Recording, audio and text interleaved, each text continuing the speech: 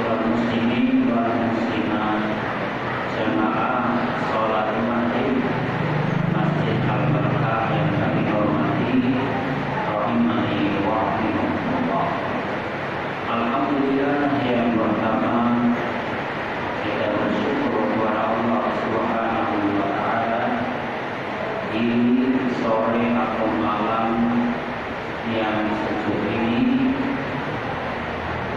kita kembali diberi nikmat oleh Allah Ta'ala, nikmat yang terbesar yaitu nikmat hidayah, sehingga kita masih bisa melaksanakan kewajiban kita kepada Allah, yaitu beribadah kepada Allah Ta'ala.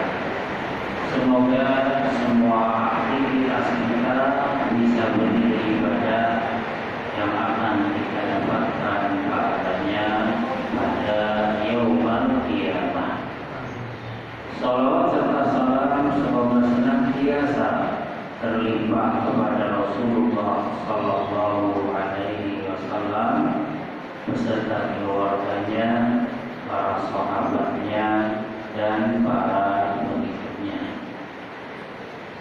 Jamaah pengajian yang kami hormati, rahimani wa rahimakumullah.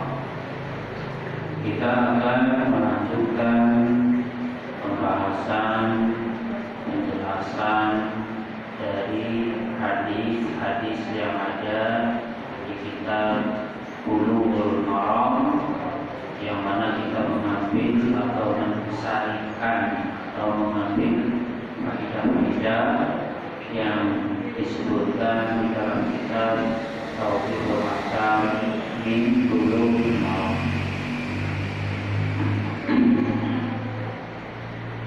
Pada pertemuan kali ini kita memasuki, ya kalau di buku ini hadis yang ke-50, dan kemudian kalinya ada sedikit perbedaan bukan nomor hadis.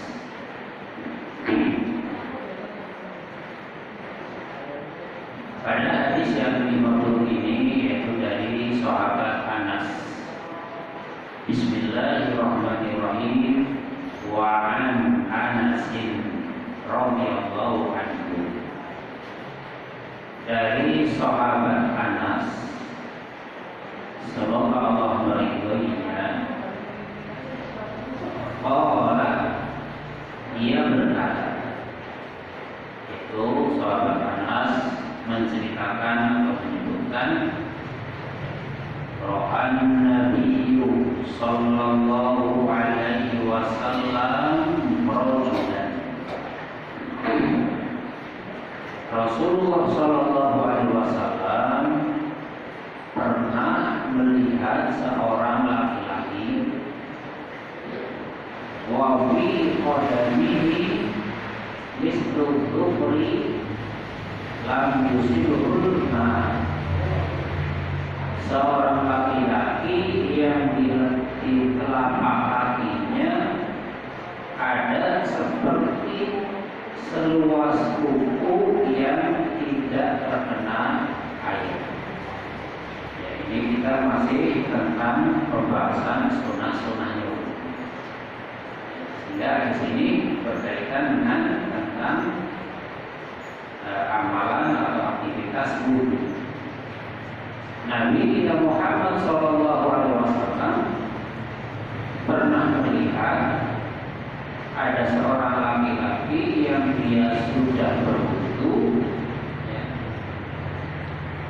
dan pada kaki, ya, di telapak kakinya, maksudnya telapak kaki orang laki-laki tersebut, itu ada seperti seluas kuku yang tidak terkena air. Faqala, lalu beliau bersabda, irji fa'ahsin wudu'aka. Kembalilah dan perbaikilah wudu'mu. Akhrajahu Abu Dawud wa Nasa'i.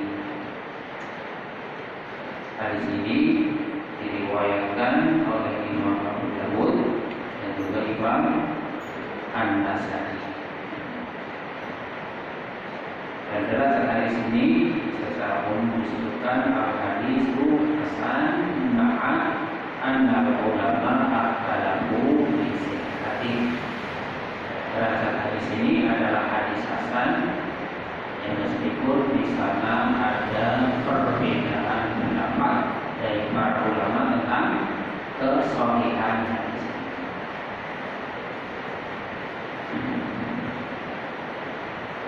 Maka di dalam hadis ini menyebutkan bahwa Nabi kita Muhammad Sallallahu Alaihi Wasallam memerintahkan kepada seorang laki-laki yang dia sudah berwudu untuk mengulangi wudunya. Karena apa?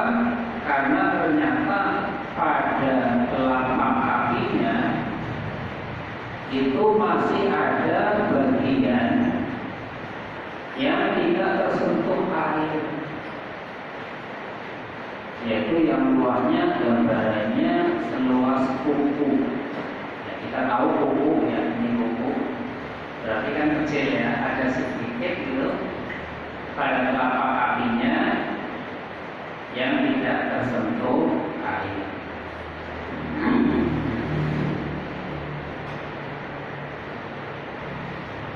Maka yang dimaksud dengan kodam ya, di sini kan adalah apa? Kodamihi, dan pada telapak kakinya ya, yang di telapak kakinya ya, kita terjemahkan telapak kaki, maksudnya yaitu di bagian kaki tersebut. Maka kodamihi al-kodam mu'annasatun wahiyya ma yaqul Allah bin rijlil insan. Ya, kodam ini dalam bahasa Arab terhitungnya isim mu'annas, yaitu bagian untuk melangkahkan kaki atau pijakan ya, di atas tanah berupa kaki manusia. Wa fawqahu, yang di atasnya berupa betis. Wa bainahuma al-mufassalur ruku, dan di antara keduanya ada mata kaki. Jadi maksudnya bukan bagian bawah, bukan ya, karena kalau bagian bawah kan nggak kelihatan. Ya, kita tahu apa ini namanya mata kaki, bawahnya mata kaki, di bawahnya ini mata kaki, di bawahnya, karena antara dia dengan betis ada mata kaki. Berarti kodam yang dimaksud di sini yaitu di bawah mata kaki.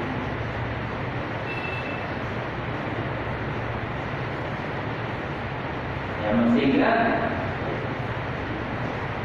maksud dari hadis ini, ada orang yang sudah wudu, kemudian ternyata di bawah mata kaki itu masih ada apa?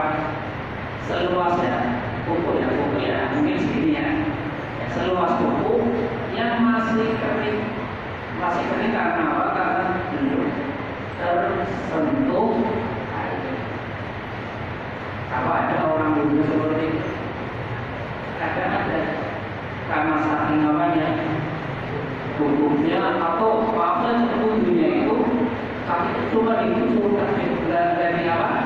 Nggak diusap, nggak dibasuh gitu.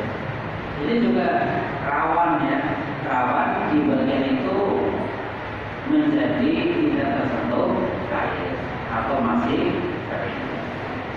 Ini kodam. Kemudian al-gufru fi lughatan, ada dua cara membaca ajwaluhuma dhammul wal fa. Yang paling bagus adalah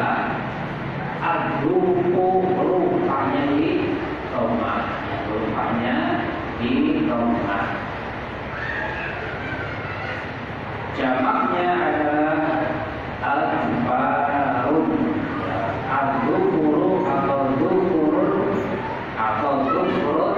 Ada yang membaca dukurun, ada yang membaca dukurun. Ya, dua-duanya bisa, tapi yang lebih bagus ya pak huruf A-nya di doma, dukurun. Yang jamaknya adalah al-farun. Jismun huwa jismun yakadu yakunu shifafan mawjudun ala dhahri salamiyatil akhirah min asabi'il yadayn wal qadamain.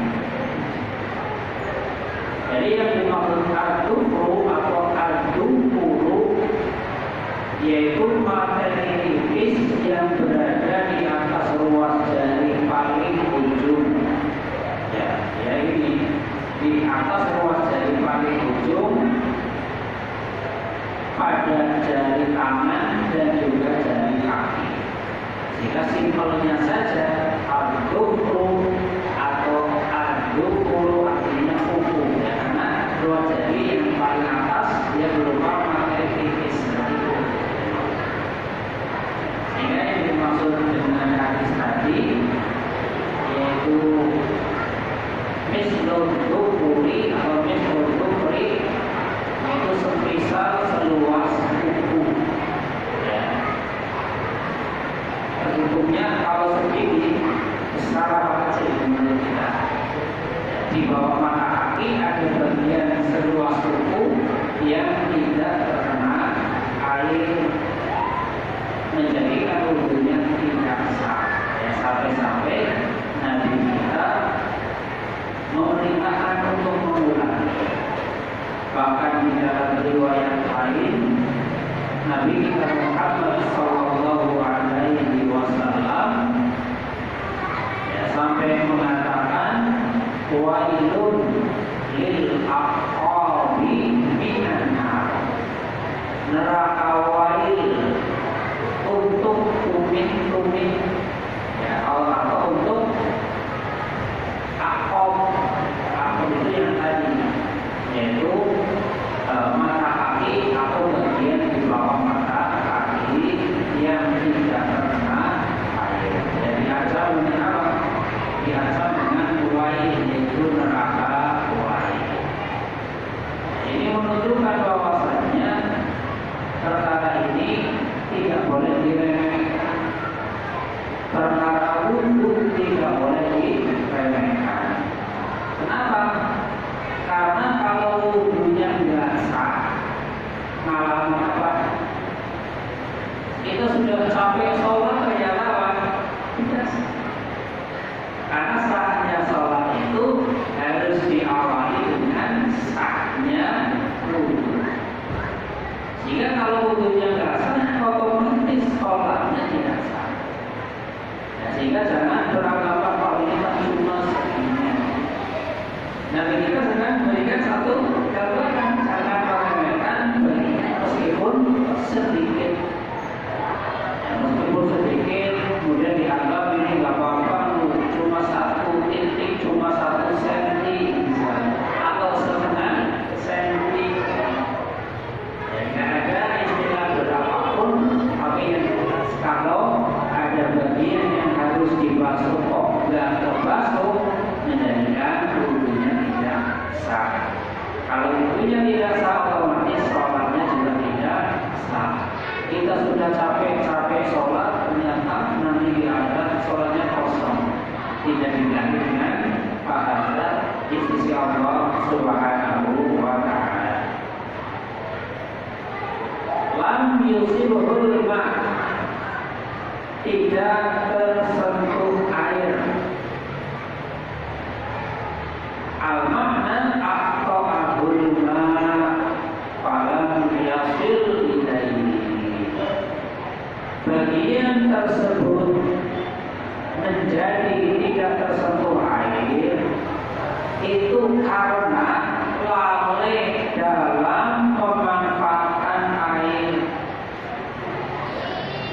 dia lalai, dia salah, dia tidak serius di dalam wudunya, atau menganggap wudunya itu yang penting sudah wudu karena tergesa-gesa mungkin, atau karena memang tidak perhatian kepada wudu.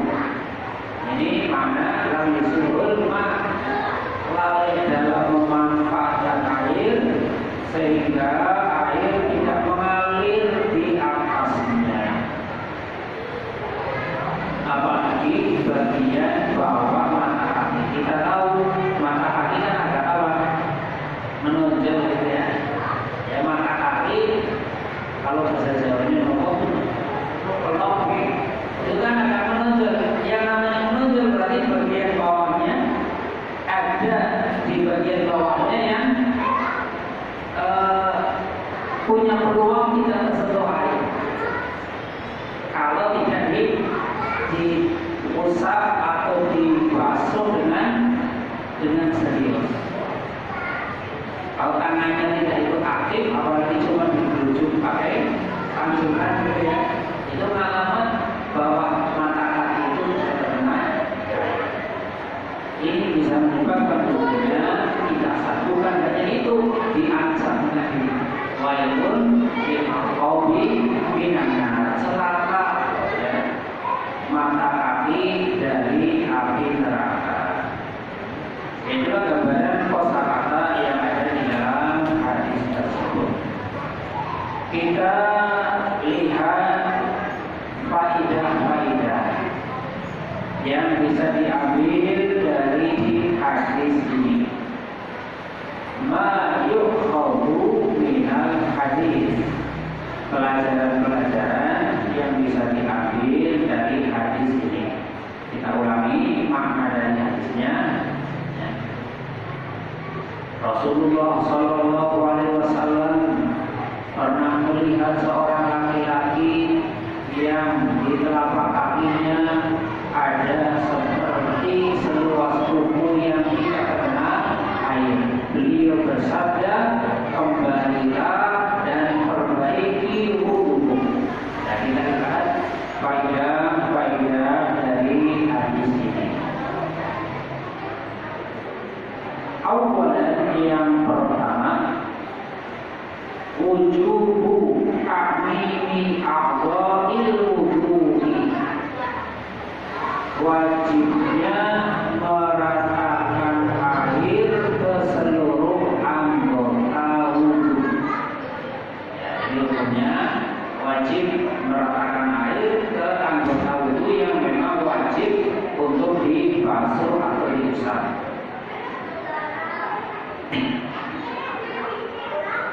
Wa anna tarka syai'in minal 'adwi walau qalilan la yasihu ma'ahul wudu.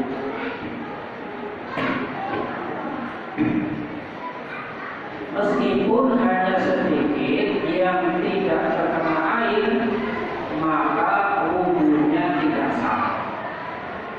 Ini faedah pertama. Wajibnya meratakan air, dipastikan air itu mengenai, maksudnya ya, dipastikan air tersebut mengenai bagian anggota wudu yang memang harus terkena air. Kenapa? Karena kalau ada sedikit saja yang tidak terkena air, menjadikan wudunya tidak sah. Yang menjadikan wudunya tidak sah. Kemudian yang kedua, sanian,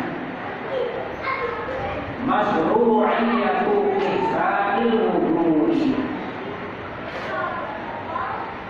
wa dzalika bi itmamihi wa isbaghihi wa hadza nasun bil rizqi wa qiyasun bi ghayriha. Yang kedua, faedah dari hadis ini, disyariatkannya memperbagus wudu. Jadi disyariatkannya memperbaiki wudu, atau disyariatkannya ketika kita berwudu dengan wudu yang sempurna. Wadalika yang namanya memperbagus wudu bi'imamihi wa isbahi, yaitu dengan menyempurnakan wudu. Ya, ketika wudu serius benar-benar, hatinya juga hadir di dalam wudu. Ya, sehingga menjadikan apa yang harus dibasuh, yang harus terkena air, jadi terkena air. Di dalam hadis ini, wa hadza nasun fil rizqi. Hadis tadi berkaitan dengan apa? Dengan masalah kaki. Ya. Kita tahu yang namanya membasuh kaki itu merupakan urutan yang keberapa? Yang paling akhir, ya kan? Membasuh kaki itu urutan yang paling akhir. Maka dalam masalah membasuh kaki itu dipastikan ketika kita membasuhnya dengan sempurna. Dan ini merupakan kias bagi yang lainnya. Maksudnya bukan cuma kaki saja, termasuk ya ketika membasuh tangan harus sempurna. Tangan dari sini sampai siku. Kalau misalnya di bawah tangan yang sini ada seluas kuku yang tidak terkena air, ini juga sama hukumnya. Hukumnya menjadi apa? Hukumnya tidak sah. Misalnya cuma dirujuk ternyata sini masih kering, itu masih kering. Ya, meskipun sedikit menjadikan hukumnya tidak sah. Demikian juga ketika membasuh ini wajah. Membasuh wajah harus benar-benar airnya rata mengenai semua bagian wajah. Kalau sini misalnya bagian pinggir mata masih kering, maka menjadikan wudunya tidak sah. Atau mungkin bagian bawah ini apa? Bawah bibir dagu ya, itu yang dengkok itu harus dicermati, misalnya masih kering, ini menjadikan wudunya tidak sah. Sehingga hadis ini berbicara tentang kaki, maksudnya berlaku untuk semuanya, bukan cuma kaki, tapi termasuk di sana yang termasuk tangan, wajah,